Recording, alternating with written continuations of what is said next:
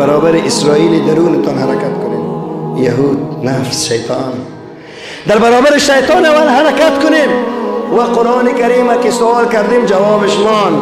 خداوند گفت که من کمک کردم، میتونم، من اینا را از بین بردم، میتونم. چرا از بین نمیبری یا الله؟ سوال است، انتقاد نیست، سوال است. جواب این تنصر الله ینصرکم. بخوانین آیت شریف یاد کنین. این تنصر الله ینصرکم. شما دین مرا کمک کنین، من شما را کمک میکنم. دین او بی نیاز است، ولی تو حرکت کو، من برکت میتونم. یعنی تو دعوت کو، جهاد کو، غیرت کو، من کرده هستم. تو اتم نداری، تانگ نداری، خیره، ایمان داشته باش، من همراهت هستم.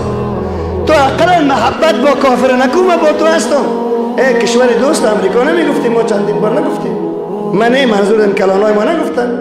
دوست یهود دوست میشه، نصارا دوست میشه. مگر قرآن نگفت لا تتخذوا اليهود والنصارى اولیاء؟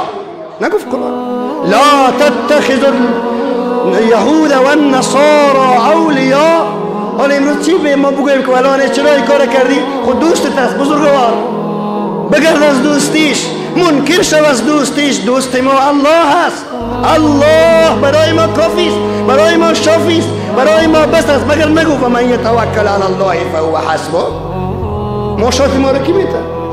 همون میته که بیت المقدس گرفت. ماشات همون میته روان میکنه. خداوند به همه کشورهای اسلامی رحم کنه. اگر عربستان راست میگه، اگر مصر راست میگه، اگر قطر راست میگه، اگر بحرین راست میگه، برادرای ما هستن، بادار ما هستن، شهر پیغمبر ما هستن. اگر راست میگی دشمن یهود هستی، تیل قطع کن. عرب تیلش قطع کنه، تماما تانگ و توب امریکا کنسل میشه، اما قطع نمیکنه. دعا کنید که خداوند برش غیرت نصیب بفرماید. و یا اگر ایران تو راست میگی، اگر ضد امریکا هستی، چرا ضد روس نیستی؟ روس مگه کافر نیست؟ بله؟ روس کافر نیست؟ تو با روس دوستی میکنی، با امریکا دشمنی. خواهستون دروغ است برادر. چرا دروغ میگی؟ چرا مسلمانان رو بازی میتین؟ ای امت مسلمه بیدار شوین. الکفر ملت واحده بگین الله اکبر. ما به هیچ کسی سر پایان نمیکنیم که بابو آلمان بگیم آلمان به ما تانگ بده که ما با اسرائیل میجنگیم. نخیر. شوری به تانگ بده که ما با اسرائیل میزنیم، با امریکا. نخیر. ما از خود خدا داریم، بگوین الله اکبر. برابر دختر فلسطینی نیستیم. حسبنا الله و نعم الوکیل. و پیشانه هایش نوشته است الله اکبر. شما غیرت نشید. تنها من، تنها تو، تنها غیرت علمی، تنها غیرت گوش کردن، تنها غیرت گریه کردن، کار خواهرای محترمه. تا که اینطور باید برنامه بسازیم، باید از خواب خود کم کنیم، از نان خود کم کنیم، از عاید خود کم کنیم، به معرفت اسلام بریزیم. ای برادرای محترم، در کلیسا هر وقتی که مامورین کلیسا مسیحی ها معاش خود میگیره، اقلا 10% به کلیسا میده. تو چند فیصد به مسجد میدی؟ به مسلمان با خود محاسبه کنیم یک بار. چند فیصد به یک تلویزیون اسلامی کمک میکنی؟ این ما یک رادیو اسلامی داریم، هدایت. ما خود نداریم یک کم کسی آمده بگویه که این 5 سال به این رادیو که شما رادیوی کلانتر که چه میزه برادر رادیو ضرورت داره کی رو بگویی؟ ولی مسیحی، ولی یهودی به کنیسه خود کمک میکنه، به رادیوی خود کمک میکنه، به تلویزیون اسلامی خود کمک میکنه، مسجد خود میسازه، عبادتگاه خود میسازه. مسلمان در خواب است. البته بسیاری مسلمان، این که مسئول ساخته را کی ساخته؟ مسلمان ساخته. کمی مسلمان هستی. خدا ما و شما را مسلمانای با همت بسازم.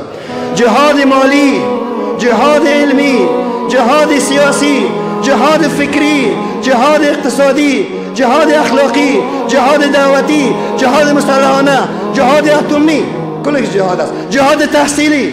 خداوند این جهاد را همه کیش به امت محمد مصطفی بده. شما آمین بگویید. این موقف منبر است در برابر اسرائیل. این موقف شریعت حضرت محمد مصطفی صلی الله علیه و سلم است در برابر امریکا. این موقف نیست که به جاده بریزی دکانا دزدی شود. این موقف باشه، این موقف نیست. سنگ بزنید تاکسی خودت، این موقف نیست. مرگ بر امریکا، مرگ بر امریکا، تاکسی خودت در بیتی، موتور خودت در بیتی، دفتر شخصی خودت از یک برادر خود در بیتی. این راه حل نیست. راه حل برنامه ساختن است. راه حل پوست کنده جهاد کردن است. راه حل دعوت کردن است. راه حل فهماندن و فهمیدن است. راه حل اتفاق و اتحاد است. نگو ازبک، نگو افغان، هزاره کیست؟ ازبک چیست؟ تاجک چیست؟ اساس فرق سازی های استعمار را بشکن. این کار استعمار و استحمار است. استعمار و استحمار یعنی خرسازی دور از رویتان. سوار میشه و چوب رو بخیر. سوار میشه مسلمانه امت محمد مصطفی علیه السلام. از شما یک سوال میکنم، من میگم جواب بگوید. من نمیگم که میگوین که راست است یا درست. از شما سوال میکنم که همه کشورهای اسلامی، همه دولت‌های اسلامی آیا کارهای کلانه بدون اجازه غرب یا شرق کرده میتونن؟ سوال من تکرار میکنم، آیا همه دولت‌های اسلامی، پادشاهان مسلمان ما به شمول افغانستان و غیر افغانستان، به شمول عرب و عجم، حتی ترکیه که خیلی تعریفش هم کردیم پیش از او، آیا در مواقع بسیار بزرگ میتونن کار بدون اجازه غرب یا شرق یا سازمان ملل بکنن؟